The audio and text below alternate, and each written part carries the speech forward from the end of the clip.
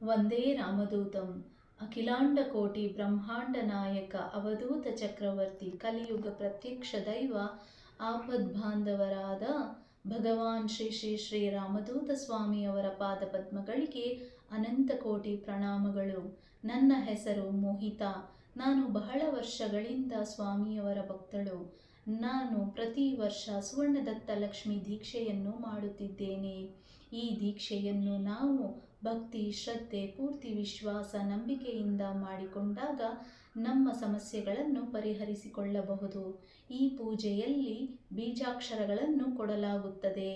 ಪ್ರತಿದಿನ ಈ ಬೀಜಾಕ್ಷರಗಳನ್ನು ಧ್ಯಾನ ಮಾಡುವುದರಿಂದ ನಮ್ಮ ಸಮಸ್ಯೆಗಳನ್ನು ನಾವು ಪರಿಹರಿಸಿಕೊಳ್ಳಬಹುದು. ಪ್ರಥಮವಾಗಿ ಈ ಪೂಜೆಯನ್ನು ಮಾಡಿಕೊಂಡಾಗ ನನ್ನ ಸಂಕಲ್ಪವು ನೆರವೇರಿತು.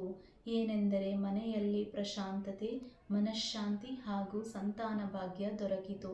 ಅಂದಿನಿಂದ ಪ್ರತಿ ವರ್ಷ ಈ ಪೂಜೆಯನ್ನು ಮಾಡಿಕೊಳ್ಳುತ್ತಿದ್ದೇನೆ. ಮಕ್ಕಳ ಓದಿನಲ್ಲಿ, ಆರೋಗ್ಯ ಹಾಗೂ ಆರ್ಥಿಕ ಸಮಸ್ಯೆಯಲ್ಲಿ ದಿನದಿನಾಭಿವೃದ್ಧಿಯನ್ನು ಕಂಡಿದ್ದೇನೆ.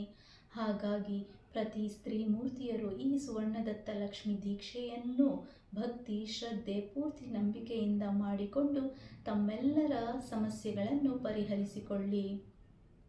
ಈ ದೀಕ್ಷೆಯನ್ನು ಪಡೆದುಕೊಳ್ಳುವ ಅವಕಾಶ ಇದೇ ತಿಂಗಳಲ್ಲಿ ಮಾರ್ಚ್ 31ರಂದು ಭಾನುವಾರ ನಾಂಪಲ್ಲಿ ಎಕ್ಸಿಬಿಷನ್ ಗ್ರೌಂಡ್ಸ್ ಹೈದರಾಬಾದ್ನಲ್ಲಿ ನಡೆಯಲಿದೆ. ಯಾವ ಜಾತಿ ಮತ ಭೇದವಿಲ್ಲದೆ ಎಲ್ಲರೂ ಈ ಪೂಜೆಗೆ ಆಹ್ವಾನಿತರು.